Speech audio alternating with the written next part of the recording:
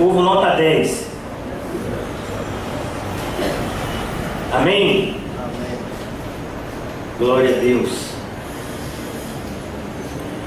Meus irmãos, nós estamos meditando agora, desde a semana passada, em uma nova série de pregações que nós intitulamos de O Verdadeiro Profeta. Jeremias, ele é um verdadeiro profeta, não como os falsos profetas que se multiplicam cada vez mais, mas como um verdadeiro profeta que fala da parte de Deus. Jeremias também é conhecido como o profeta evangelístico, porque ele é o profeta que mais fala do Evangelho. De todas as revelações que o Senhor Deus havia dado ao profeta Isaías, a mais magnífica, a mais brilhante, era a da vinda do Messias, que iria livrar o mundo do pecado. No capítulo 53 do livro de Isaías nós lemos: e o castigo que nos traz a paz recaiu sobre ele, pelas suas pisaduras nós fomos sarados.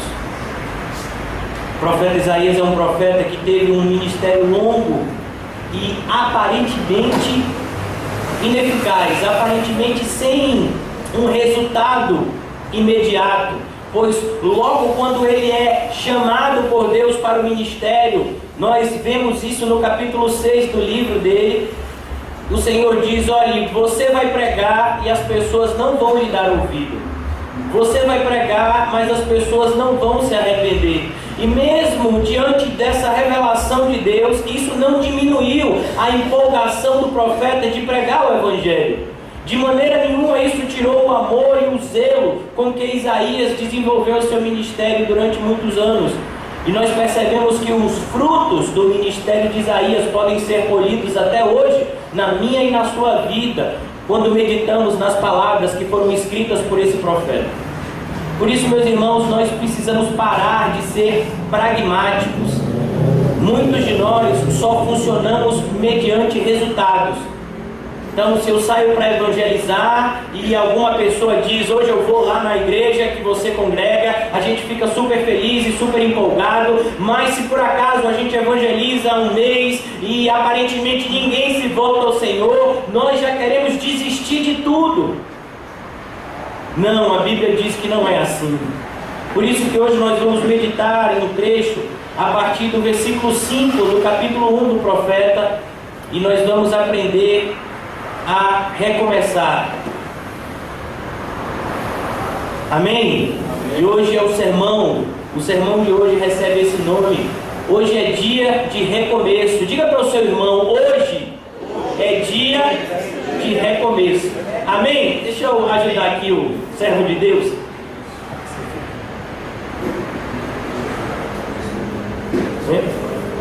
Amém? Amém. Graças a Deus. Hoje é dia. A partir do versículo 5: por que haveis ainda ser feridos, visto que continuais em rebeldia? Toda a cabeça está doente e todo o coração enfermo, desde a planta do pé até a cabeça. Não há nele coisa sã, senão feridas, contusões e chagas inflamadas, umas e outras, não espremidas, nem atadas, nem amolecidas com óleo. A vossa terra está assolada, as vossas cidades consumidas pelo fogo, a vossa lavoura os estranhos devoram em vossa presença, e a terra se acha devastada como numa subversão de estranhos. A filha de Sião é deixada como choça na vinha, como palhoça no pepinal, como cidade sitiada. E se o Senhor dos Exércitos não nos tivesse deixado alguns sobreviventes, já nos teríamos tornado como Sodoma e semelhantes a Gomorra. Senhor meu Deus, muito obrigado pela noite de hoje. Muito obrigado por essa oportunidade, Senhor, que o Senhor nos concedeu antes da fundação do mundo, para que contemplássemos, Senhor, a Tua face através da Tua palavra, Senhor, na noite de hoje. Ó Pai, nós rogamos a Ti que o Senhor nos conceda olhos para ver e ouvidos para ouvir o que o Senhor tem a dizer para a Tua igreja, Senhor. Que o nosso coração esteja atento, Senhor, e que a nossa mente esteja desperta. Nos ajuda, meu Pai, a compreender e nos dá força, Senhor, para colocar em prática todos os teus ensinos, Senhor. Muito obrigado por tudo, em nome de Jesus. Amém. E graças a Deus. Como nós falamos na semana passada, o povo de Deus não entende. Sabe, nós vemos isso em vários livros da Bíblia, quando são relatados acerca do que o povo estava pensando. No último livro escrito no Velho Testamento, o livro do profeta Malaquias, o povo tem um diálogo com Deus. O diálogo é o seguinte: Deus olha para aquele povo e diz assim: eu amo vocês. E você sabe o que o povo responde? Como assim o Senhor nos ama? A nossa vida é tão difícil. É mais ou menos assim, meus irmãos, que acontece comigo e com você. Nós iniciamos hoje de manhã uma série de pregações cujo nome foi A Noite da Alma, onde nós iniciamos alguns sermões que vão ser pregados em cima do livro de Lamentações de Jeremias. Tanto o livro de Jeremias quanto o livro de Isaías são livros que são pregados principalmente com o objetivo de trazer arrependimento ao povo, para que aquele povo visse o seu estado espiritual e para que aquele povo visse a sua necessidade de se voltar e de buscar a Deus.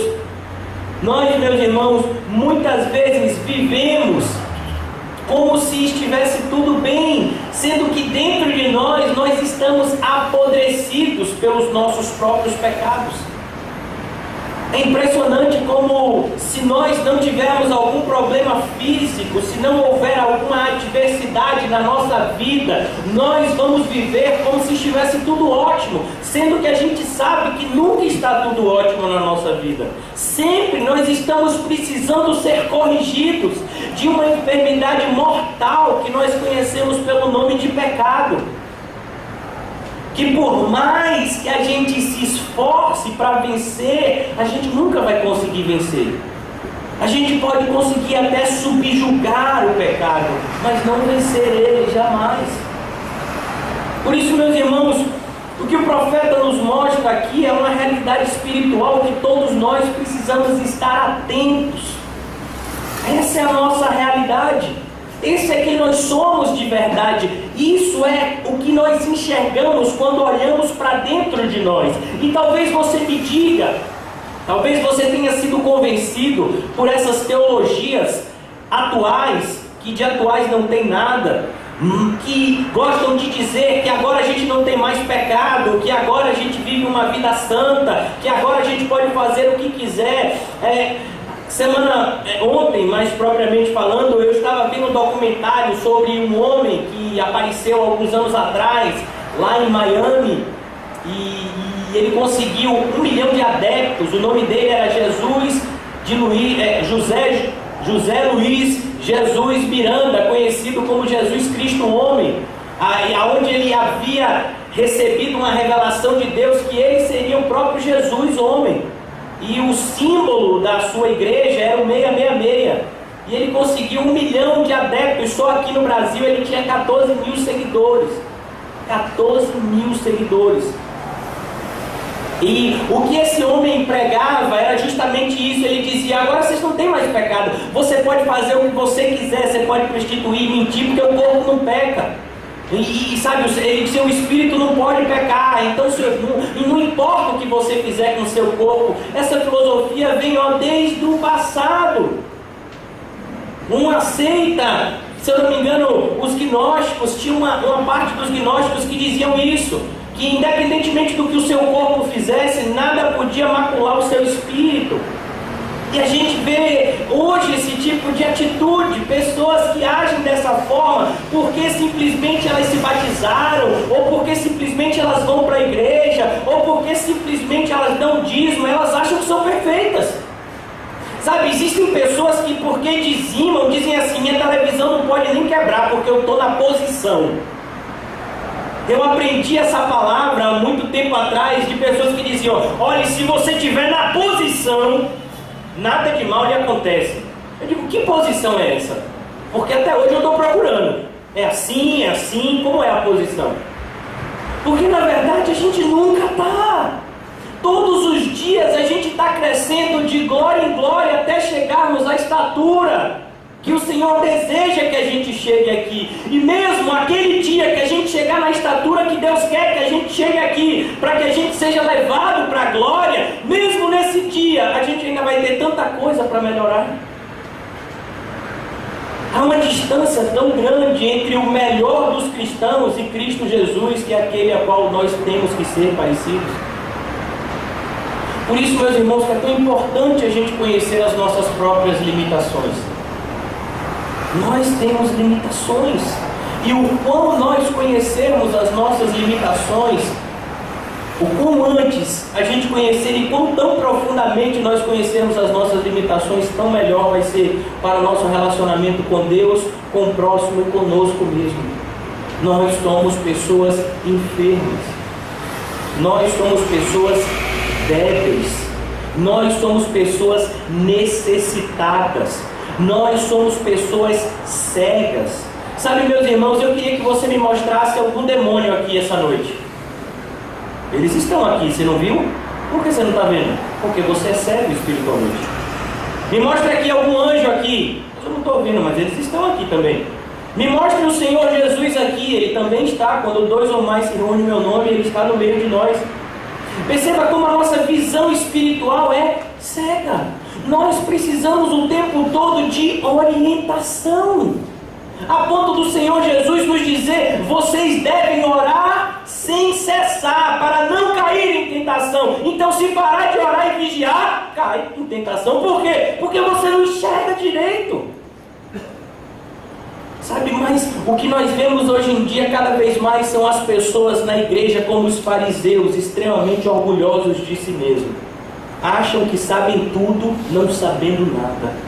Acham que pode tudo, não podendo nada. Acham que estão fazendo tudo certo, quando na verdade estão fazendo tudo errado. Por isso que é importante reconhecermos quem somos. Sabe, meus irmãos, por mais correto que seja o seu comportamento hoje, por mais que você tenha sido uma pessoa correta hoje, sabe como é que você tem que falar com Deus nessa noite? Tem misericórdia de mim, Senhor, que sou pecador. Sabe, é assim, é sempre assim que a gente se coloca diante de Deus, como pecadores que necessitam da graça e da misericórdia de Deus, como pecadores que precisam constantemente de justificação pelo sangue de Jesus para estarmos diante do nosso Pai. Paulo, ele nunca esquecia disso. Por mais que Paulo se tornasse parecido com Cristo, por mais que Paulo cada vez mais tivesse a sua vida parecida com a de Cristo, ele sempre dizia: eu sou o principal pecador. Miserável homem que sou, quem me livrará do laço dessa morte? Muitas vezes nós olhamos para essas palavras de Isaías e dizemos: ah não, isso é para o povo ímpio, isso não vale para mim, porque eu estou na posição. Que posição, meu filho? Você está na posição de pedir perdão a Deus. Comece essa noite. Por isso que nós dissemos: hoje é dia de recomeço. Quando nós somos exortados acerca do nosso erro, não é um momento de desistir, mas é um momento de perseverar. Sabe, meus irmãos, é como se eu estivesse indo para o Porto da Barra, só que eu estivesse indo para o Porto da Barra nessa direção. E quando eu estou chegando já perto de Pituaçu, uma pessoa pergunta para mim: aí você está indo para onde? Ah, eu estou querendo chegar no Farol da Barra. A pessoa diz: mas por aqui você nunca vai chegar lá. Você está indo para um farol, mas é o de Itapuã. Ó, para você ir no Farol da Barra, tem que voltar tudo de novo e andar ainda mais um bocadinho. Sabe? E eu não vou chegar lá e vou dizer: ah, então eu vou desistir. Então, já que eu estou indo para o Farol de Itapuã, eu vou para lá mesmo. Então é mais ou menos assim: já que eu estou indo para o inferno, então eu vou para o inferno mesmo? Não! Se eu descobrir que o meu caminho estava errado e eu agora aprendi o caminho certo, o que eu vou fazer? Eu vou recomeçar a minha jornada da forma certa, indo na direção correta. É por isso, meus irmãos, que a coisa que o cristão mais ama, e quando eu falo cristão, é o cristão verdadeiro. Sabe o que o cristão verdadeiro mais ama, meu irmão? É exortação. Exortação é algo que o cristão ama. Quando uma pessoa chega e corrige a gente agradece. Sabe, quando a gente chega em determinados lugares que a gente traz uma palavra de exortação, a gente parece que pode ver a espuma de raiva saindo da boca de algumas pessoas. Quando na verdade essas pessoas deveriam estar sorrindo e agradecidos. Por quê? Porque agora estão aprendendo o caminho certo. Agora elas vão poder chegar no destino correto. Agora elas vão poder contemplar o bem. Por isso, meus irmãos, quando aprendemos a palavra de Deus e somos exortados, nós precisamos nos alegrar no Senhor e agradecer de todo o nosso coração, porque o Senhor nos corrigiu, porque a sua correção é fruto do amor e não da ira. A ira de Deus faz com que Ele abandone os ímpios às suas próprias paixões, como está escrito em Romanos capítulo 1. Mas o amor de Deus vai fazer com que Ele corrija os seus filhos, e muitas vezes essa correção vai ser tão dura que nós vamos sentir como um açoite sobre as nossas costas, porque o Senhor açoita aos seus filhos e corrige aqueles que Ele ama. É por isso que o Senhor faz isso com Israel. O Senhor age dessa forma com Israel, por quê? Porque Ele ama esse povo. Ele escolheu esse povo para ser povo dele. E Ele não vai deixar esse povo abandonado às suas paixões e concupiscências, porque Ele tem um compromisso com essa nação. Se o Senhor tem um compromisso com você e comigo, Ele não vai deixar que a gente persevere ou que a gente insista em um caminho errado, mas Ele vai nos corrigir, nos corrigir, nos corrigir, até que a gente se adeque ao caminho correto. Porque Ele, enquanto nosso Pai, Ele não vai desistir de nós que somos os seus filhos, mas Ele vai nos exortar e nos exortar e nos exortar para que nós nos coloquemos aonde Ele quer que a gente esteja. Porque a vez ainda de ser feridos, visto que continuais em rebeldia? Então é uma pergunta retórica. As pessoas perguntam: por que eu estou sendo ferido? É porque eu estou em rebeldia?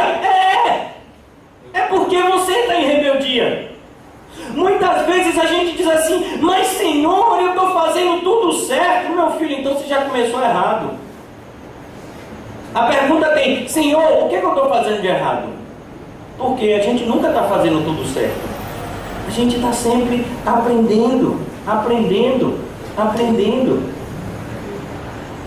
Toda a cabeça está doente e todo o coração enfermo. Sabe, meus irmãos, uma das coisas que a gente ouve muito na igreja são as pessoas dizendo assim: eu fiz o que deu no meu coração. Eu senti assim no meu coração que eu devia fazer isso. Você sentiu aonde, meu filho? No coração? Você sabe que ele é mentiroso, não sabe? Você sabia que seu coração é mentiroso? Pois é, meu filho. Ele é mentiroso. E além de mentiroso, ele é perverso. O seu e o meu coração, ele é perverso.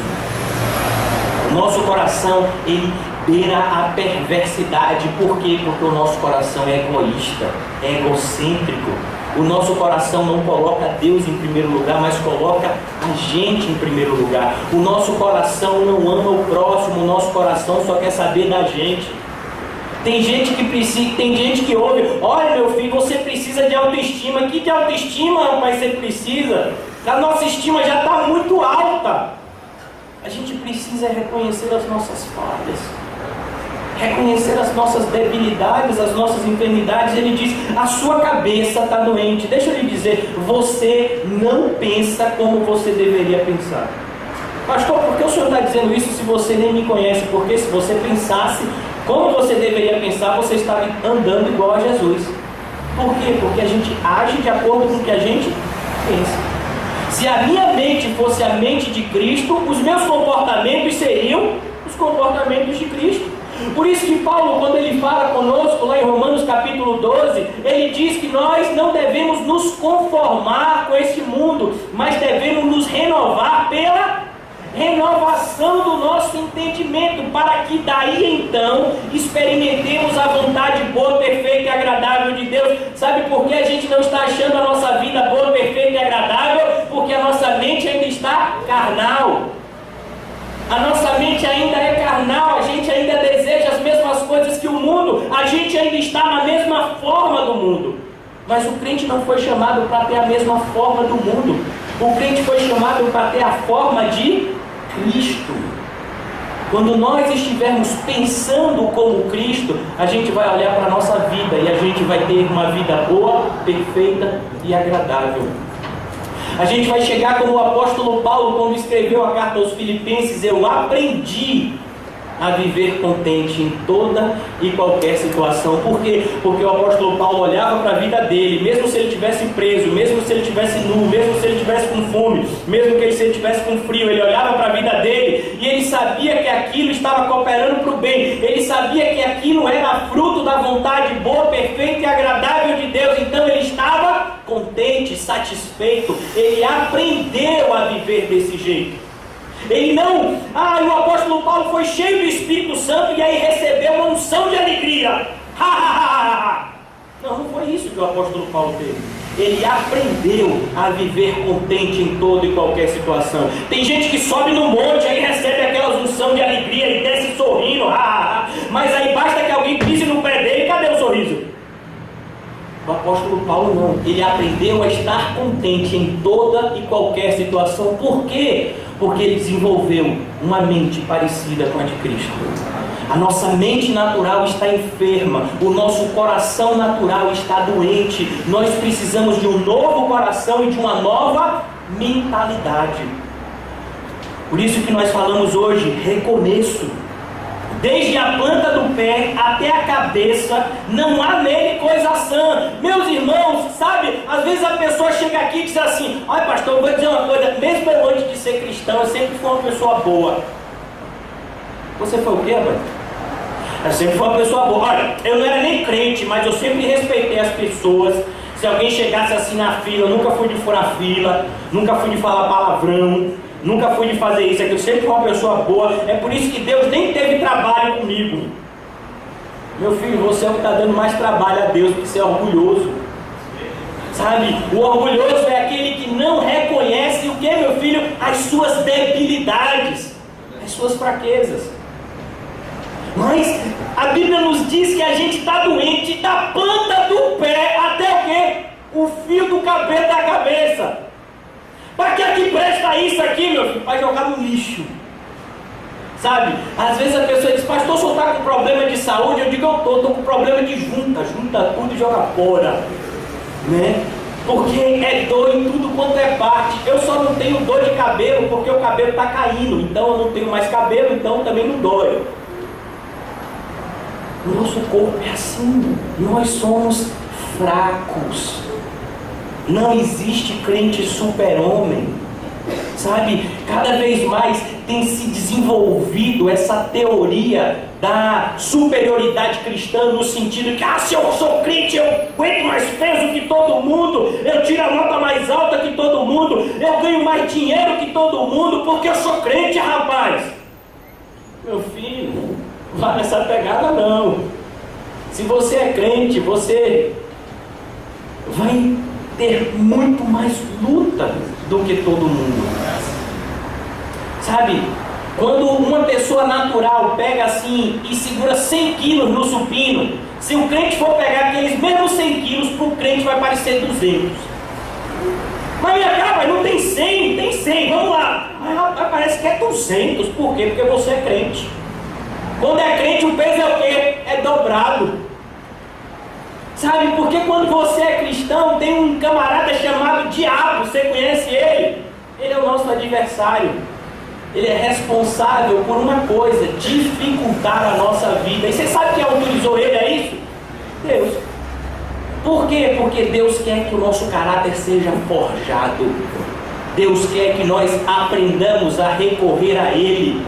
Ele nos ensinou que ir para o reino de Deus é como ser uma criança no colo do seu pai. Em tudo depende dele. Então, se eu preciso fazer algo antes, eu preciso pedir ao meu pai.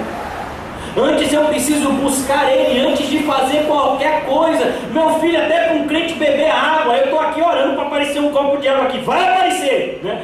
E até para um crente beber água, o que acontece? Até para um crente beber água, meu filho, é difícil.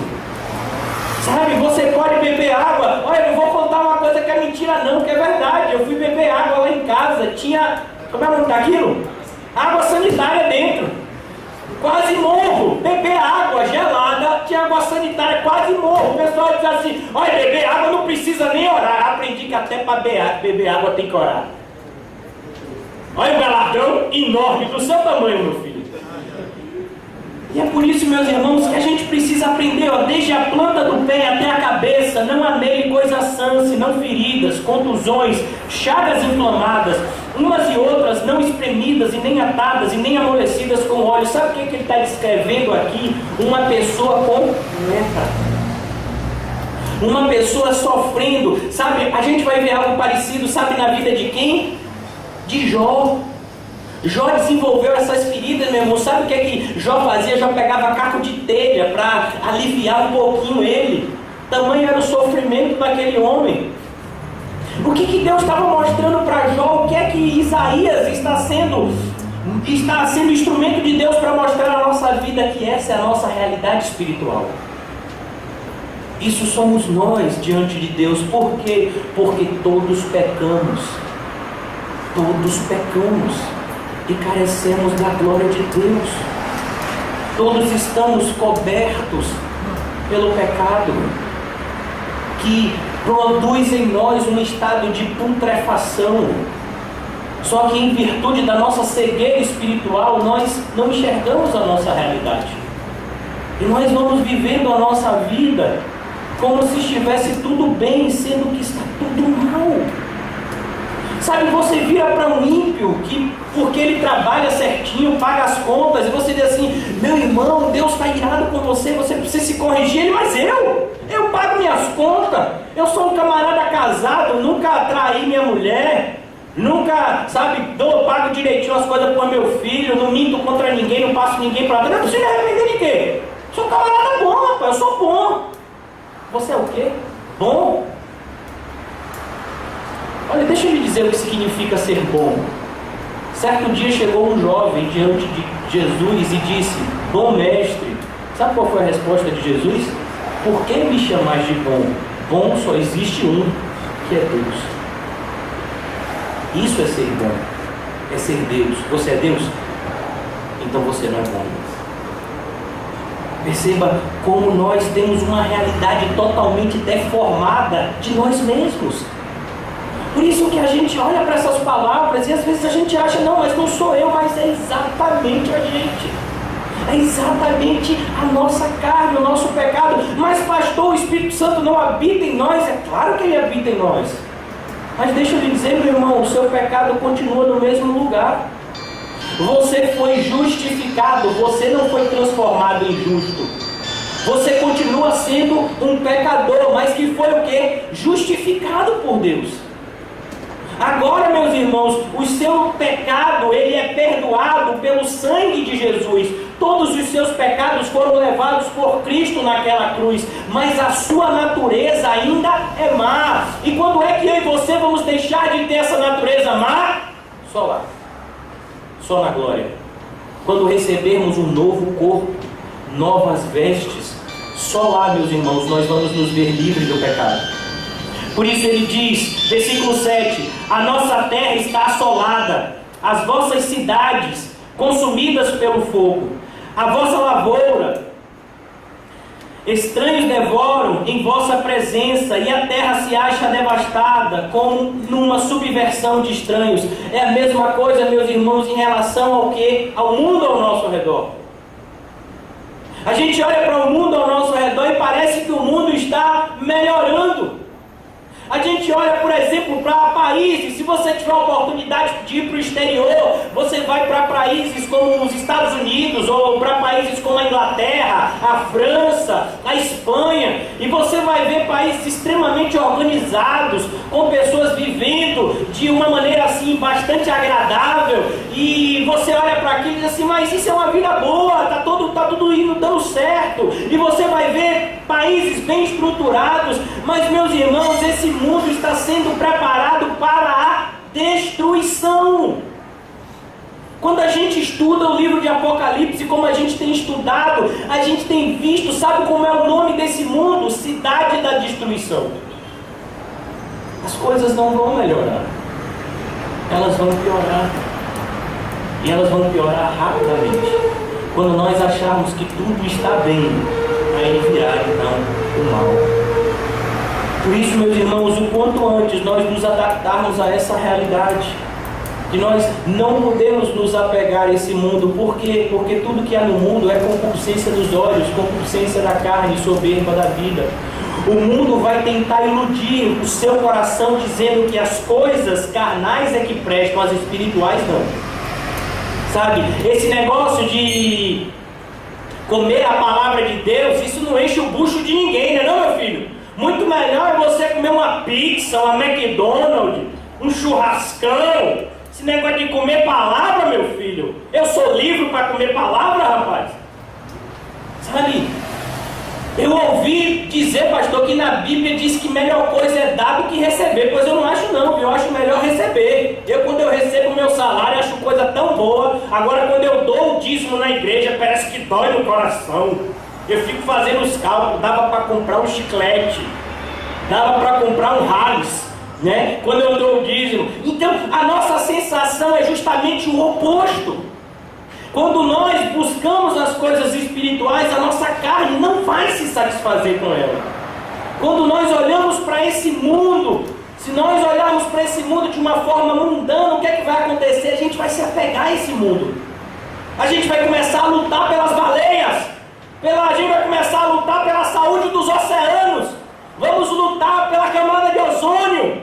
Vamos lutar pelos cachorrinhos de Salvador. Vamos fazer esse mundo melhor. Não tem aquela música lá dos anos 90 lá que cantou Michael Jackson, um monte cantou You Are The World, You Are não sei o que, né? Então vamos fazer desse mundo um mundo melhor. Meu irmão, esse mundo vai ser destruído, você está sabendo? Sabe, essa é a realidade desse mundo. Eu não estou dizendo, meus irmãos, que a gente não plante, que a gente não colhe, que a gente não possa colher. E a nossa realidade é muito parecida com a realidade do povo que foi levado cativo para a Babilônia. Aquele povo que foi levado lá cativo para a Babilônia, e foi avisado para eles que eles deveriam ficar 70 anos lá. Então quando o povo foi levado cativo para a Babilônia, aí a gente faz o quê? É para a gente se revoltar? É para a gente brigar? Diz aí, Senhor, o que é para fazer? Não é para fazer nada. É para vocês terem filhos, se casarem, trabalharem, multiplicarem, prosperarem aí, porque quando chegar o tempo certo eu mesmo vou tirar vocês daqui. Não vai ser na força de vocês que vocês vão sair daqui, não. Sou eu que vou tirar vocês daqui. Fui eu que botei vocês aqui e sou eu que vou tirar vocês daqui. Enquanto vocês estiverem aqui, que vocês prosperem, que vocês plantem, que vocês colham, que vocês façam aquilo que vocês têm que fazer, mas nunca se esqueçam, a casa de vocês não é aqui. Eu virei buscar vocês e vou levar vocês de volta para a casa de vocês. Esse é o nosso relacionamento com essa terra. Nós estamos aqui, nós temos filhos, nós adquirimos bens, nós trabalhamos, mas nós temos a convicção que essa não é a nossa casa. E nós não podemos nos adaptar a essa realidade. Esse não é o nosso mundo. Porque esse mundo é assim, ele está assolado, as cidades vão ser consumidas pelo fogo, as lavouras serão devastadas. Versículo 9: se o Senhor dos Exércitos não tivesse deixado alguns sobreviventes, já nos teríamos tornado como Sodoma e semelhantes a Gomorra. O que foi que aconteceu com Sodoma e Gomorra? Vocês sabem? Meus irmãos, quando Deus intentou destruir Sodoma e Gomorra, quem foi que ele chamou para uma conversa? Abraão. Ele chamou Abraão. Abraão, chega aí, quero conversar com você. Pois não, Senhor, o que é que você quer falar comigo? Eu vou destruir Sodoma e Gomorra, o que é que você acha? Abraão se lembrou, quem estava morando em Sodoma e Gomorra? Não, o seu sobrinho, que ele tanto amava. E Abraão começou a interceder por Sodoma e Gomorra. Senhor, mas se tiver 50 justos? Se tiver 50 justos eu não destruo. Mas Senhor, e se por acaso só tiver 40? Se tiver 40 também não destruo. E se tiver 30? E se tiver 20? E se tiver 10? Eu acho que ficou nos 5. E aí quando procurou os 5, tinha algum justo lá? Ninguém, nem o coitado do Ló era justo. Pois não há um justo sequer. Não há quem entenda. Não há quem busque a Deus. Todos se desviaram e a uma se fizeram inúteis. É o que está escrito em Romanos. Todos nós carecemos, tá? misericórdia de Deus para sermos salvos, porque não depende de quem quer e não depende de quem corre, mas depende de Deus usar a sua misericórdia. Em outra passagem diz: e a misericórdia de Deus é a causa de nós não sermos consumidos. Sabe, o que ele está dizendo aqui é exatamente a mesma coisa que ele está dizendo para o seu profeta de nome Elias. Elias estava vivendo num tempo onde Acabe e Jezabel plantaram terror em Israel. Mandaram matar todos os profetas do Senhor. Perseguiram todos aqueles que não se adequaram à realidade deles. E então o profeta Elias vai para uma caverna e ele pede ao Senhor para morrer. E o Senhor vem até ele e conversa: meu filho, por que você está desse jeito? Senhor, você não sabe o que aconteceu? Acabe e Jezabel mandaram matar todo mundo, só sobrou eu de crente. E o que foi que o Senhor disse para Elias? Não, meu filho, você não está enxergando de forma correta. Eu reservei para mim 7.000 joelhos que não se dobraram a Baal. A mesma coisa nós lemos aqui: se o Senhor dos Exércitos não tivesse deixado alguns sobreviventes, o Senhor escolheu determinadas pessoas para serem dele. Você está aqui porque você é um escolhido de Deus. Sabe? E isso tem que ser um motivo para transformar o nosso coração murmurador em um coração grato. Nós não estamos aqui porque fizemos por onde. Não estamos aqui porque merecemos estar aqui. Só estamos aqui porque Ele nos escolheu. Porque por algum motivo Deus achou graça em nós. Isso nos dá gratidão e isso nos dá responsabilidade. Como filhos de Deus, nós temos a responsabilidade de andar nos caminhos de Deus. Por isso, meus irmãos, se não fosse Deus ter agido dessa forma conosco, nós já seríamos como Sodoma e Gomorra. O que foi que aconteceu com Sodoma e Gomorra? Foram totalmente destruídas. Não sobrou ninguém. De Sodoma e Gomorra só ficou do lado de fora Ló e suas 2 filhas. A própria esposa de Ló, ela foi transformada em uma estátua de sal. Por quê? Porque ela não obedeceu a palavra do Senhor. O Senhor havia avisado: olha, quando começar a descer a destruição do céu, não olhem para trás. Mas a esposa não aguentou. E no momento que ela olhou para trás, ela foi feita uma estátua de sal. Por isso, meus irmãos, que a gente se atente para ouvir o que o Senhor tem nos falado e que tenhamos o cuidado de fazer exatamente tudo aquilo que Ele nos diz. Sabe por quê? Porque toda desobediência tem um preço. Toda desobediência produz consequências na nossa vida. Aprenda isso na vida de um eleito de Deus chamado Davi. Davi é um homem escolhido por Deus. Desde jovenzinho ele é escolhido para ser rei de Israel. Ele vai obedecendo a Deus, até que chega um dia que Davi devia estar lutando como todos os cristãos, mas Davi diz: 2 altos,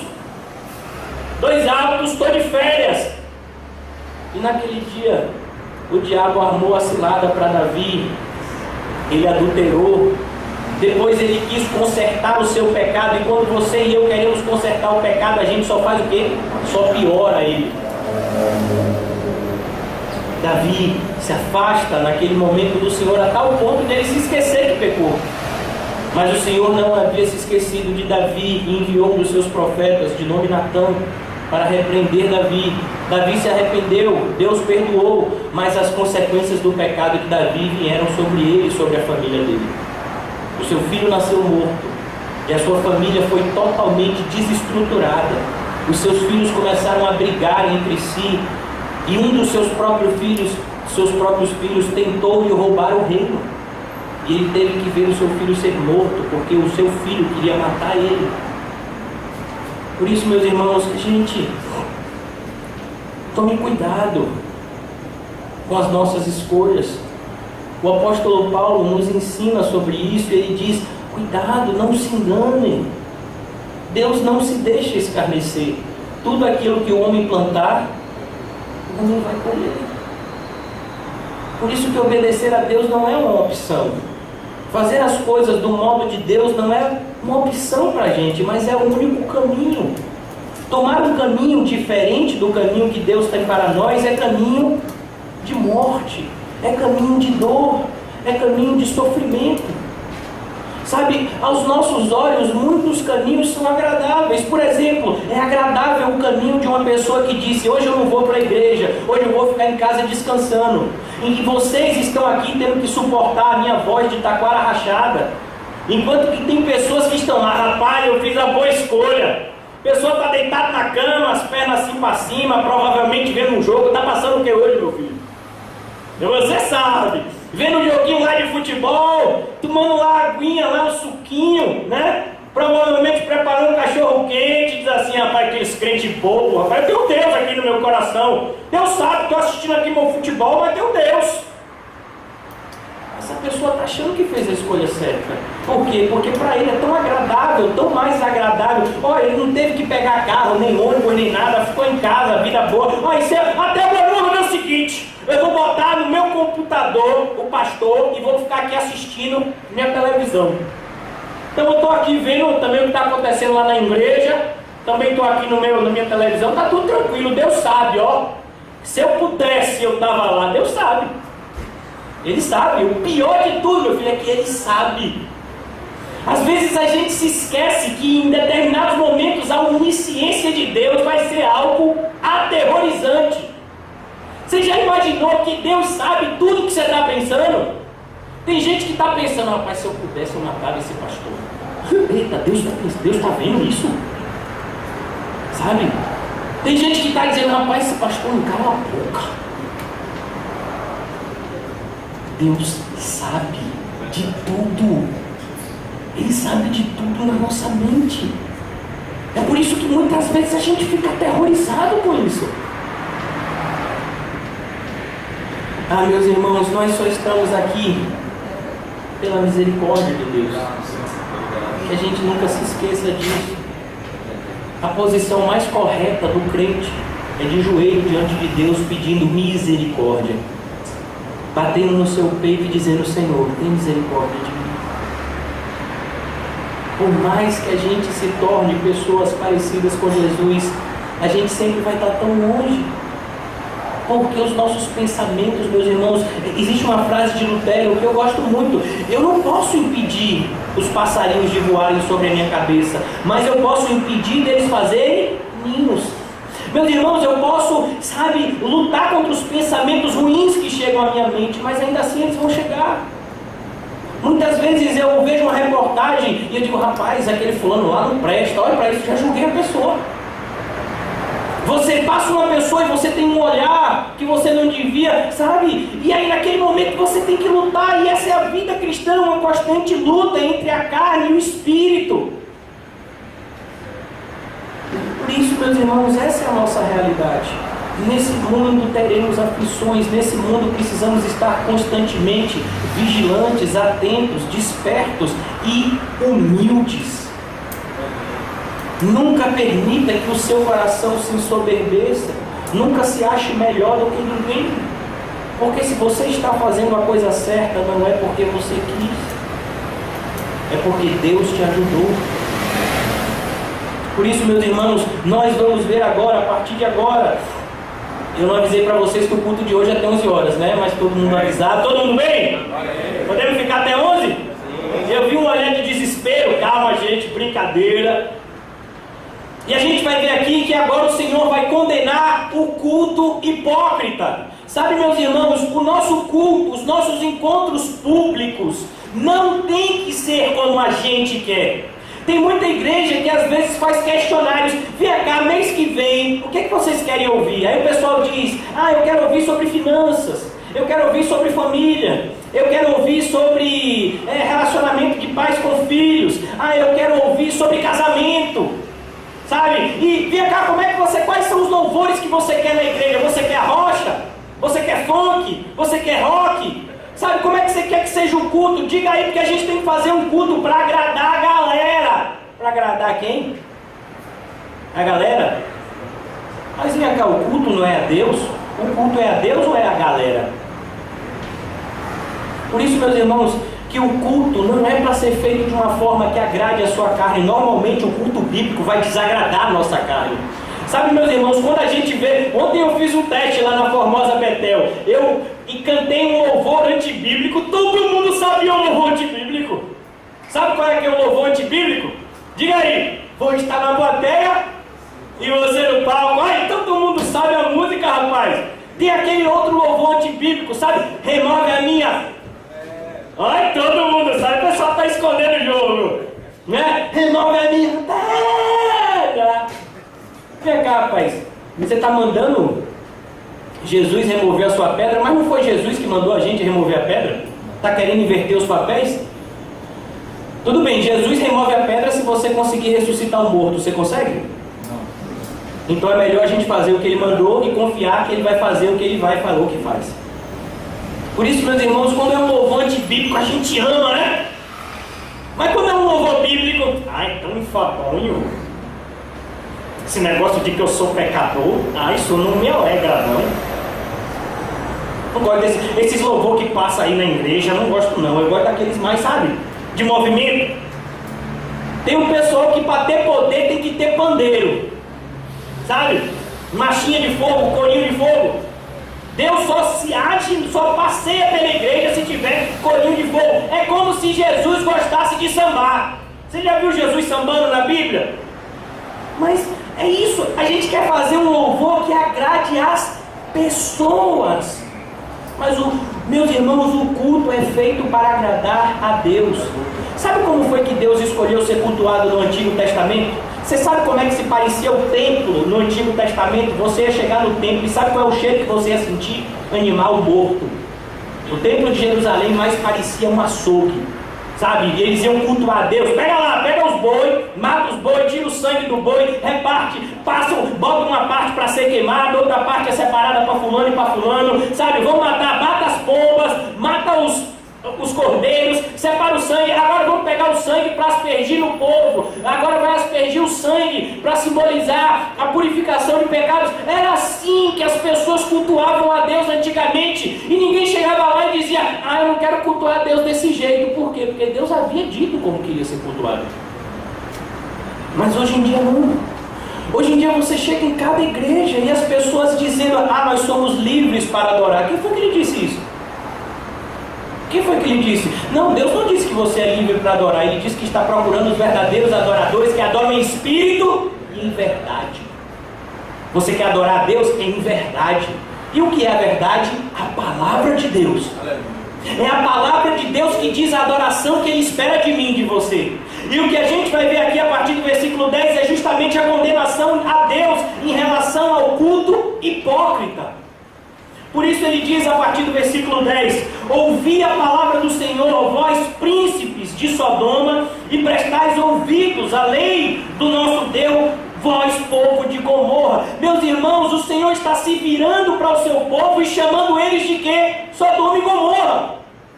Por quê? Porque o comportamento das pessoas de Deus muito mais parece, Renatinho, um comportamento de ímpios. Você chega dentro de determinadas igrejas e você não sabe se é uma igreja, um shopping center, uma boate. O comportamento daquelas pessoas é igual ao comportamento de ímpios. As pessoas estão falando gíria, muitas vezes falando palavrão, só falam de dinheiro, só estão preocupados com essa vida aqui. E você sabe como é que Deus chama? Vocês são Sodoma e Gomorra, vocês não são em Jerusalém. Se você age como ímpio, você é ímpio. Você só é cristão se você agir como cristão.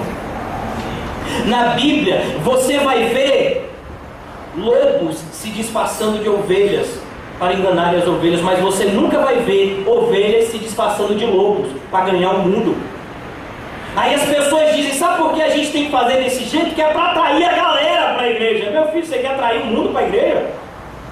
Jesus Cristo tem tanto trabalho para santificar a sua igreja, para você mundanizar ela.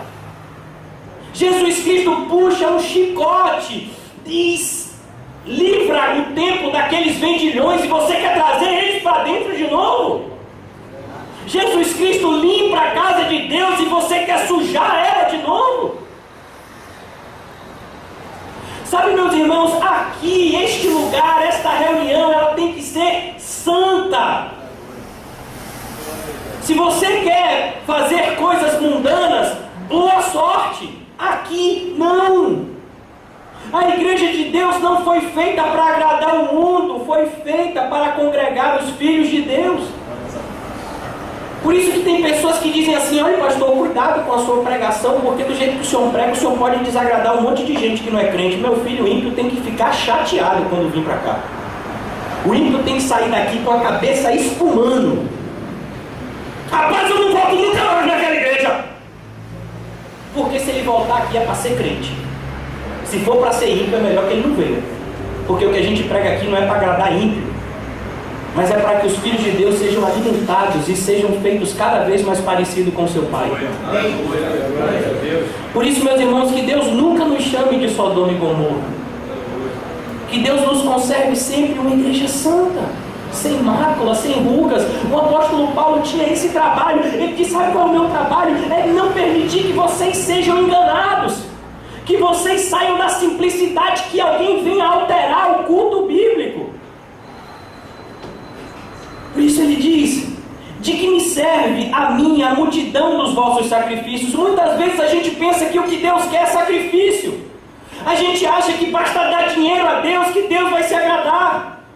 A maioria das igrejas está aí ensinando: olha, se você der uma oferta X, Deus vai fazer um monte de coisa na sua vida. Não, a Bíblia não diz isso. A Bíblia diz que eu e você precisamos nos arrepender dos nossos pecados, senão não existe salvação para a nossa alma. Mas a gente é ensinado em todos os lugares: olha, se você subir no monte, se você descer do monte, se você participar daquela campanha, se você fizer um voto aqui para Deus e se sacrificar, Deus vai se agradar de você. Mas ele está dizendo: de que me serve a multidão dos vossos sacrifícios, diz o Senhor. Você acha que Deus precisa do seu dinheiro? Você acha que Deus precisa do seu jejum? Será que Deus precisa de alguma coisa que vem de mim, de você? Paulo nos ensina em Atos capítulo 19 que Deus não é sustentado por mãos humanas, mas Ele mesmo nos dá todas as coisas. O que Deus requer de mim e de você é obediência. Meus irmãos, mas me diga, como eu vou obedecer se antes eu não conhecer? É por isso, meus irmãos, que a primeira condenação ao povo, logo nos primeiros versículos de Isaías, é: o meu povo não me entende, o meu povo não me conhece. Então, para que eu possa obedecer a Deus, antes eu preciso conhecer a Ele. Para que eu possa obedecer a Deus, antes eu preciso conhecer o que Ele espera de mim. O que é que Deus espera de mim? Que eu perdoe, que eu ame, que eu renuncie, que eu me adeque aos sofrimentos e não que eu fuja deles. Diz o Senhor: eu estou farto dos holocaustos de carneiros e da gordura de animais cevados, e não me agrado do sangue de novilhos, e nem dos cordeiros, e nem de bodes. Sabe, o Senhor está dizendo: vocês estão me cultuando, vocês estão trazendo as coisas que vocês deveriam trazer, mas vocês estão fazendo isso de forma hipócrita. Vocês estão fazendo isso da boca para fora. Sabe, nós aprendemos quando estudamos aqui 2 de Coríntios que a verdadeira oferta que Deus espera de mim e de você é o nosso corpo. Deus só vai receber as ofertas da nossa mão se antes eu entregar o meu próprio corpo, vivo, santo e agradável a Ele, que é o nosso culto racional. Eu não posso simplesmente derramar dinheiro dentro do gasofilácio e achar que está tudo pago. Como essas igrejas ensinam por aí: olha, se você der X, se você der isso, Deus vai fazer isso na sua vida, Deus vai fazer aquilo. Não, meus irmãos, Deus não vai fazer isso nem aquilo porque você deu dinheiro. O que Deus espera de você é arrependimento, é mudança de atitude, é uma vida parecida com a de Jesus. O que a gente vê são pessoas querendo dar 100 para poder receber 1000, são pessoas dando 1000 para querer receber 1 milhão. Pessoas gananciosas, avarentas, pessoas insatisfeitas com a sua própria vida, que não amam a Deus, mas que querem usar a Deus para melhorar as suas vidas aqui na terra. Isso é um culto hipócrita. É quando você não se relaciona com Deus com honestidade. É quando você se relaciona com Deus por interesse. E isso começa dos líderes, que para incentivar as pessoas a darem ofertas, eles trazem os mais diversos exemplos. Olhe, você tem que ofertar porque isso agrada a Deus, você tem que fazer isso porque isso agrada a Deus. E aí eles usam, como sempre, Malaquias, capítulo 3, versículo 10, olha, se você der isso, então Deus vai abrir as comportas do céu. Eu digo, meu filho, leia Malaquias todo. Não leia só Malaquias 3:10. Leia Malaquias a partir do capítulo 1, quando Deus diz: quem dera alguém fechasse a porta do templo para vocês não vierem me adorar de qualquer jeito. Sabe, Deus está dizendo: eu não quero nem que você entre, que tirar-me da oferta. Por quê? Porque você não está vindo da forma correta. Você não está reto diante de mim. Você não está se relacionando comigo da forma certa. Por isso, meus irmãos, nós precisamos ter um relacionamento com Deus de forma sincera, para que eu possa apresentar algo a Deus. Antes de mais nada, dizimar e ofertar a Deus não é uma obrigação, é um privilégio. Paulo vai dizer que Deus ama aquele que dá com alegria, não é aquele que dá por obrigação e muito menos aquele que dá por necessidade. Eu tenho que dar porque senão o devorador e o migrador vai vir na minha casa. Meu filho, se você der com esse coração, o devorador e o migrador já destruiu, foi a sua comunhão com Deus, não foi seu bolso. Quando vindes para comparecer perante mim, versículo 12, quem vos requereu a só pisardes os meus átrios? Não continueis a trazer ofertas vãs, o incenso é para mim abominação. E também as festas da lua nova, os sábados e a convocação das congregações, eu não posso suportar a iniquidade associada ao ajuntamento solene. Às vezes a gente acha que se tiver muito culto, se fizer vigília, se fizer festas, se fizer isso, Deus vai se agradar. Não, Deus não vai se agradar quando você faz as coisas do seu jeito. Deus só se agrada quando você faz as coisas do jeito dele. Se você faz reuniões e você não prega a palavra de Deus, aquela reunião não é para Deus. É a palavra de Deus que tem que ser pregada e não a nossa. É a vida de Jesus que tem que ser evidenciada na igreja e não a nossa. Nós não estamos aqui para ouvir testemunhos uns dos outros, nós estamos aqui para ouvir a palavra de Deus e os testemunhos bíblicos. É a palavra de Deus que nos transforma e não a palavra do homem. A Bíblia diz que a fé vem pelo ouvir e o ouvir da palavra de Deus. A palavra de Deus é o que está escrito na Bíblia. A palavra de Deus não é o que sai dos lábios humanos, pois os que saem dos lábios humanos vêm do coração do homem e é cheio de falhas e mentiras. Mas a palavra de Deus, ela é inerrante. Por isso que Deus diz: eu não posso suportar iniquidade associada ao ajuntamento solene. Ele está dizendo: eu não posso suportar que vocês venham fazer cultos para mim e vocês queiram agradar uns aos outros. Sabe? As pessoas, como a gente falou no começo, as pessoas vêm para a igreja e a preocupação é o quê? Não, eu tenho que fazer uma pregação que agrade fulano de tal.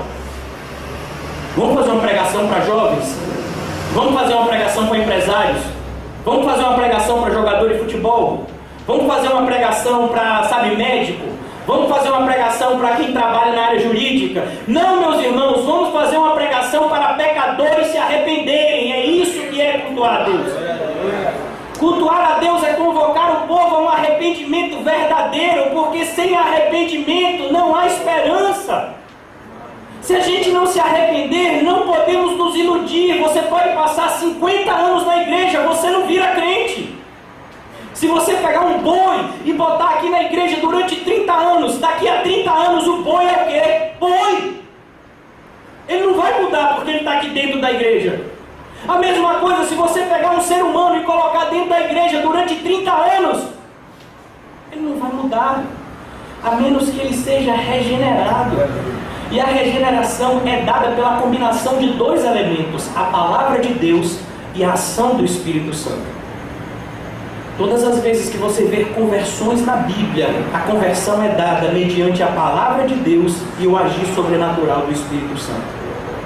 Sem a palavra de Deus e sem o Espírito Santo não há conversão. Por isso que nós não podemos fazer as coisas para agradar a homens. É isso que a maioria das igrejas tem feito, com medo de fecharem as suas portas, ou com o objetivo de cada vez mais trazer gente, achando que tudo que Deus quer é a igreja com muita gente. Por que adianta aquela igreja com muita gente e todo mundo indo para o inferno, a começar do líder? É o que Deus está dizendo para Jerusalém. Deus está dizendo para Israel, que era o seu povo, que eles estavam igual a Sodoma e Gomorra. Ele estava dizendo para os líderes religiosos que eles estavam fazendo tudo errado. Meus irmãos, quando Jesus veio para a terra, a primeira pessoa, o primeiro grupo que ele reprovou foi quem? Foi os fariseus. Ele começou falando com os fariseus: olhem, vocês estão fazendo tudo errado. Por isso, meus irmãos, a gente tem que ter muito cuidado. Estava ouvindo uma pregação hoje que o pastor falava sobre a carta de Judas. Aquela carta, ela traz uma sabedoria assim, muito profunda. É uma carta pequenininha, mas quando você estuda ela, tem tanta coisa. Sabe, Judas, ele começa escrevendo a carta e ele diz assim: eu comecei escrevendo, querendo falar a vocês, sabe de quê? De salvação. É uma carta que a gente nunca vai saber, porque a carta que ele queria escrever. Eu queria falar com vocês sobre salvação, mas eu não pude porque tem um problema muito mais urgente. E aí eu vou dizer uma coisa: a gente precisa saber a diferença entre aquilo que é importante e aquilo que é urgente. Muitas coisas são importantes, mas nem todas as coisas são urgentes.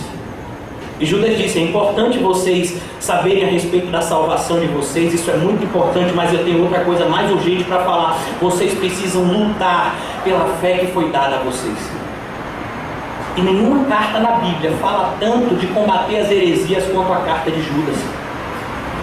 Uma carta que era para ser escrita para falar de salvação, ele diz: não, para tudo.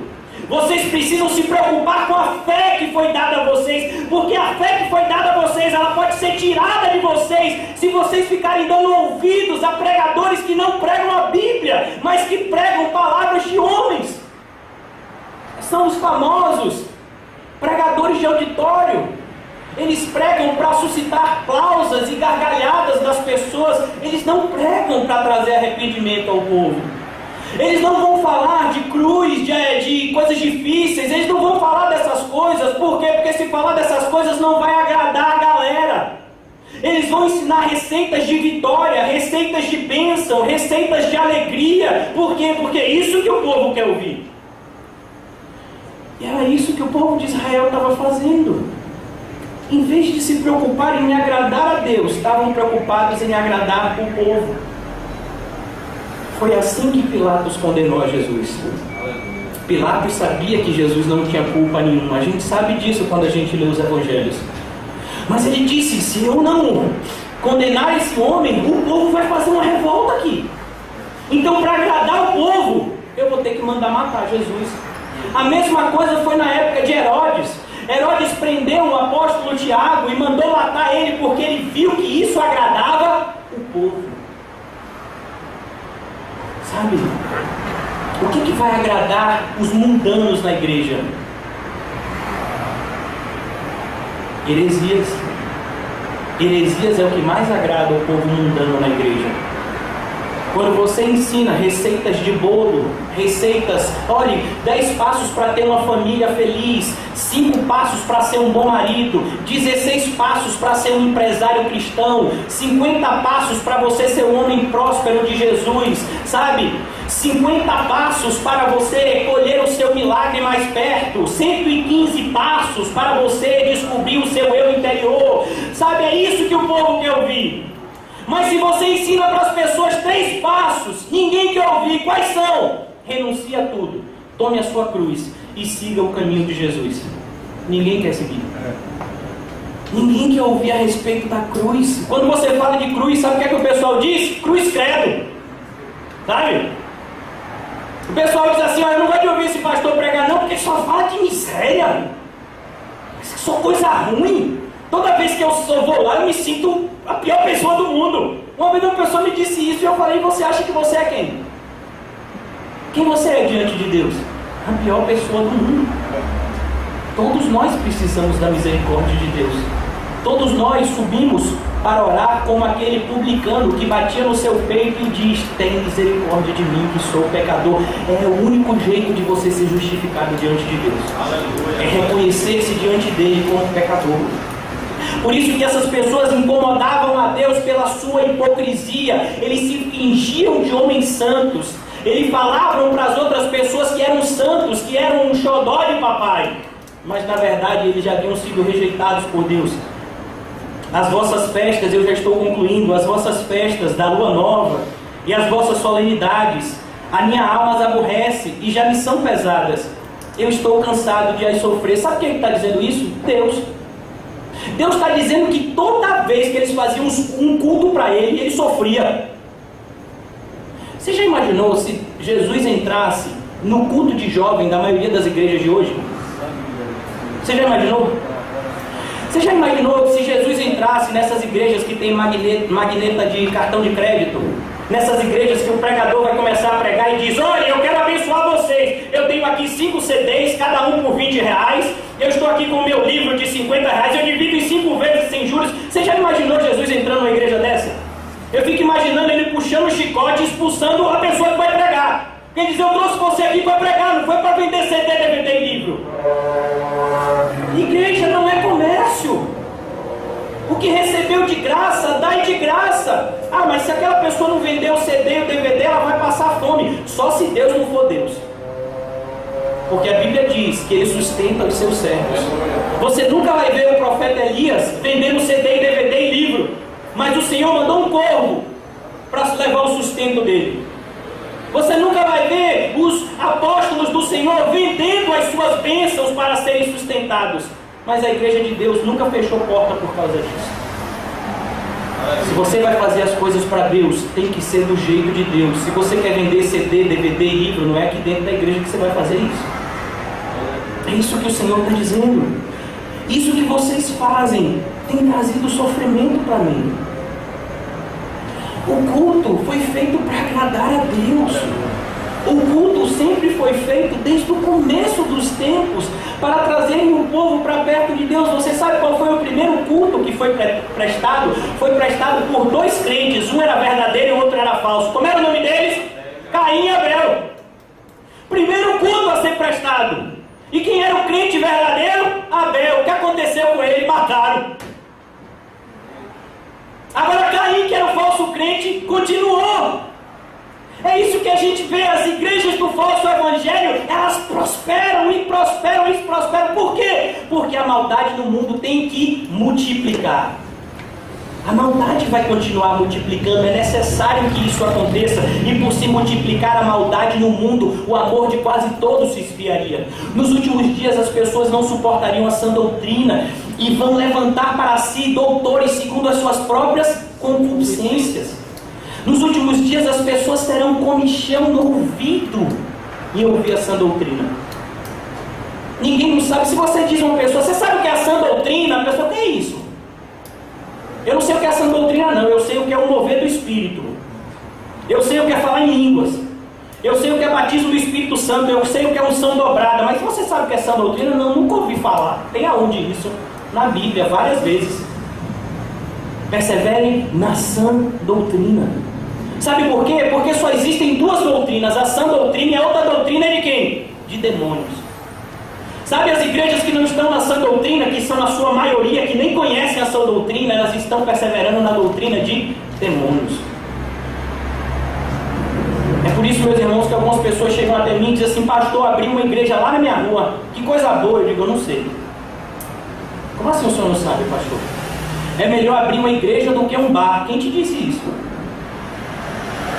Lutero escreveu há 500 anos atrás que os bares e os bordéis eram menos responsáveis de mandar as pessoas para o inferno do que as falsas igrejas. As igrejas mandavam mais, as falsas igrejas mandavam mais pessoas para o inferno do que os bordéis e os bares. Quem disse isso não fui eu, quem disse isso foi o reformador Martinho Lutero há 500 anos atrás. Sabe, só é bom se for aberta uma igreja bíblica. Se for aberta uma igreja antibíblica, ali é o quê? É um atalho para o inferno. O que é uma igreja antibíblica? É um lugar para você chegar mais perto do inferno. A igreja que é de portas largas, a igreja que não prega a porta apertada e o caminho estreito, não é uma igreja de Deus. É isso que a gente está ouvindo para o próprio Israel. Meus irmãos, entendam uma coisa: nenhuma nação era tão santa quanto Israel. Eles eram o povo eleito de Deus, e Deus está chamando ele de reprovados. A mesma coisa é válida para a igreja cristã hoje em dia. A igreja evangélica que se vangloria de ser a igreja evangélica. Mas como você é evangélica se você nem conhece os evangelhos? Como você pode se professar evangélica se tudo que você faz é mundano? Se tudo que você deseja é dinheiro, se tudo que você quer é ficar rico, se tudo que você quer é encher a igreja, se tudo que você quer é se dar bem? Não, então você não é evangélico.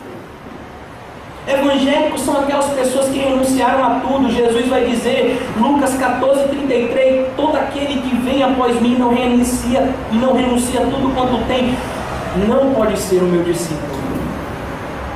Versículo 15, já concluindo: pelo que quando estendeis as mãos, escondo de vós os olhos.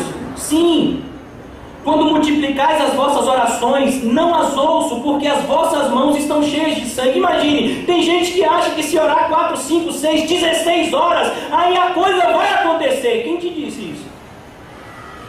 Quem te disse que é se você orar muito, Deus vai fazer o que você quer? Não, meu filho, é se você estiver fazendo a coisa certa. Tem muita gente que acha que Deus se move na vida dessas pessoas que dizem, eu oro 16 horas, sim, você ora 16 horas, e quando é que você obedece a Deus? Você obedece a Deus quando você está de joelho orando? Não, você obedece a Deus quando você está pregando o Evangelho, quando você está suportando o insuportável, quando você está amando aquele que te odeia, quando você está ajudando aquele que te faz mal, quando você está dando a outra face para aquele que te bateu na face direita. É assim que você está dando testemunho de Cristo. Ontem nós vimos um vídeo lá na Formosa Betel, um vídeo chamado, eu falei isso aqui hoje de manhã também, Espelho dos Mártires. Meus irmãos, todos os apóstolos de Cristo, com exceção do apóstolo João, todos eles foram martirizados. Todos. Porque está escrito na Bíblia, todos aqueles que viverem piedosamente em Cristo Jesus padecerão perseguições. Meus irmãos, tem uma frase de Spurgeon que diz, a igreja que o mundo ama, Deus odeia. Sabe quando uma pessoa me diz assim, poxa pastor, tem uma igreja que eu vou que todo mundo ama, eu digo, essa daí eu não vou. Porque se todo mundo ama, então Deus odeia. É o que a gente está vendo aqui. Meus irmãos, na época do profeta Isaías, está todo mundo se agradando com Israel. Está todo mundo achando que Israel é o melhor lugar do mundo. Mas Deus está dizendo, eu não ouço as suas nações, porque as suas mãos estão cheias de sangue. Vocês estão cheios de iniquidade, vocês não se arrependeram, vocês não se prostraram, por isso vocês não foram justificados. Lavai-vos e purificai-vos, tirai a maldade dos vossos atos de diante dos meus olhos e cessai de fazer o mal. É isso que Deus espera de mim e de você. Lavai-vos e purificai-vos. No capítulo 16 do Evangelho de João, o Senhor diz, se eu não me engano, santifica-os na verdade, a tua palavra é a verdade. Sabe o que lava a mim e a você? A palavra de Deus. Glórias a Deus. Toda vez que você vai para um culto bíblico e que você ouve uma palavra de Deus, você é lavado por aquela palavra. Aquela palavra de exortação, ela remove de você o seu pecado. Como? Você aprende pelo culto bíblico coisas que você estava fazendo de errado, então você abandona o seu erro. E você começa a fazer agora o que é certo. Aprendei a fazer o bem. Como é que eu posso aprender a fazer o bem? Somente através da palavra de Deus. Sabe, meus irmãos, o povo precisa conhecer a palavra de Deus. Pastor, mas o senhor só fala isso, quando é que o senhor vai parar? Quando o povo conhecer a palavra de Deus. Sabe, você não peca porque você não foi cheio do Espírito. Você não morre porque você não está cheio do Espírito Santo. Você não morre porque você tem unção. Você morre porque lhe falta conhecimento. O povo perece porque lhe falta conhecimento. Meus irmãos, nós vamos ver muitos falsos espíritos produzindo falsas unções, produzindo falsos milagres dentro da casa de Deus. Se você acha isso escandaloso, leia os livros da Bíblia, leia 2 Tessalonicenses, leia o livro de Apocalipse, leia a própria fala do Senhor Jesus, que nos últimos últimos dias os falsos profetas, eles fariam tão grande número de sinais e prodígios, que se possível enganariam os próprios eleitos. Quem está falando isso é Jesus. Ele está dizendo, sabe qual é o sinal que eu estou voltando? Quando os falsos profetas fizerem tão grande número de sinais e prodígios, que se possível enganariam os próprios eleitos.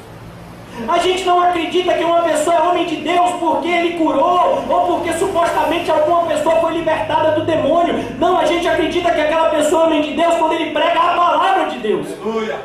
É a palavra de Deus que faz a diferença entre aqueles que são de Deus e aqueles que não são. Você vai ver em Mateus capítulo 7, que vão ter pessoas que vão dizer, Senhor, em teu nome eu fiz muitos milagres, em teu nome eu expulsei demônios, em teu nome eu profetizei. Jesus vai dizer a mesma coisa que Deus está dizendo aqui: aparta-te de mim todo aquele que pratica iniquidade. Eu não pedi que vocês saíssem por aí fazendo milagres. Eu não pedi que vocês saíssem por aí expulsando demônios. Eu não pedi que vocês saíssem por aí profetizando. Eu disse para vocês, vão para todo mundo e preguem o meu evangelho. Aprendei a fazer o bem. Atendei à justiça. Que justiça? Qual é a justiça que você precisa se atentar? Aquele que não conheceu o pecado, Deus o fez pecado para que nele fôssemos feitos justiça de Deus. 2 de Coríntios 5, 21. Essa é a justiça que eu e você temos que nos atentar. A justiça de Cristo na cruz e não a sua justiça. Porque por mais que você queira, você nunca vai ser justo. É a justiça de Cristo que nos justifica diante de Deus. Atentei para essa justiça. Por quê? Porque essa justiça vai produzir em mim e você mansidão e humildade. É através dessa fé que Cristo Jesus me justificou que eu vou obedecer a Deus em gratidão e que eu vou me humilhar diante de Deus, aceitando tudo aquilo que Deus quiser para a minha vida. Se Deus quiser que eu tenha uma vida como de Paulo, como nós estudamos aqui no domingo, Paulo foi apedrejado, Paulo foi açoitado, Paulo passou perigos do mar, perigo na terra, perigo entre irmãos, perigo entre falsos irmãos, perigo entre patrícios, perigo entre gentios. Paulo passou por toda sorte de coisas. Por quê? Porque ele dizia, eu posso tudo naquele que me fortalece. Mas hoje em dia os crentes enchem as igrejas porque eles só podem ser ricos, eles só podem ser curados, eles só podem morar em casonas, eles só podem viver e ter carrões, eles não podem viver uma vida que glorifique a Deus. Não, eles querem viver uma vida boa aqui na terra, uma vida que agrade a carne deles e não uma vida que agrade ao nome de Deus. Por isso atendei à justiça, repreendei o opressor. Meus irmãos, o que mais escandaliza a gente não é o grito dos maus, mas é o silêncio daqueles que têm que falar o que é certo. Sabe, é impressionante como os falsos pastores, eles têm muitas vezes mais coragem do que os pastores que conhecem a verdade. Meu filho, o homem de Deus pode ser qualquer coisa, menos covarde. Paulo escreveu para Timóteo e ele diz, olha, Deus não te deu espírito de covardia, mas Ele te deu um espírito de coragem. Ele te deu um espírito de amor e de domínio próprio. O homem de Deus precisa ter coragem para falar o que precisa ser falado. Por que você acha que os apóstolos foram mortos?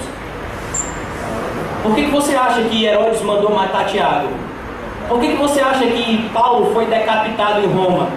Por que você acha que Mateus foi escalpelado vivo na Etiópia? Por que você acha que essas pessoas todas, por que você acha que o apóstolo João foi lançado na ilha de Patmos como escravo para trabalhar lá?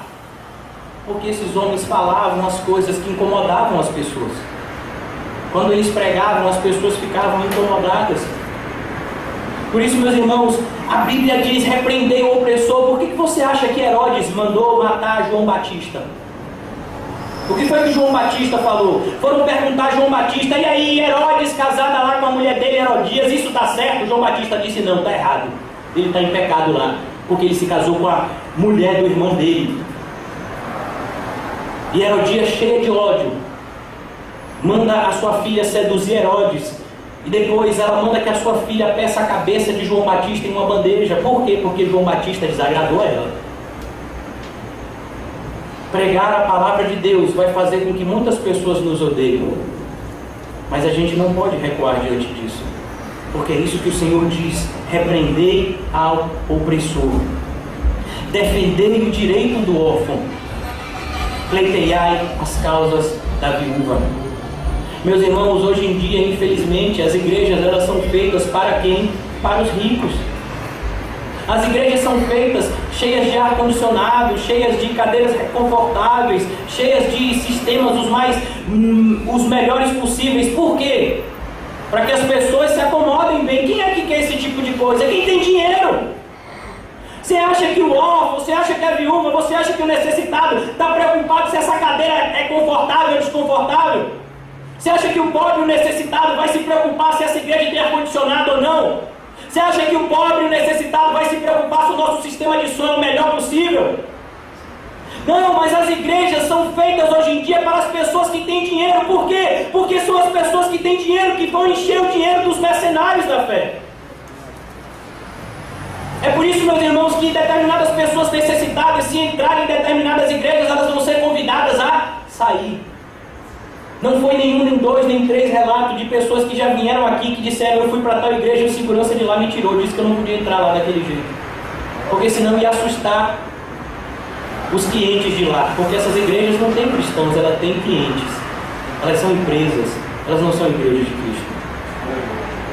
Sabe, meus irmãos, nós estamos aqui para defender os necessitados. Sabe o que Tiago escreve? Ele diz: você está em busca de uma religião perfeita? Visite os órfãos e as viúvas nas suas necessidades e fuja da corrupção do mundo. A maioria das pessoas acha que o dízimo é só para sustentar a igreja e para sustentar o pastor. Quem te disse isso? O dízimo é feito para sustentar os necessitados que batem na porta da igreja. E se preciso for, tira dinheiro do bolso do pastor para sustentar os necessitados. Porque era isso que Pedro, João, que os apóstolos fizeram na igreja primitiva.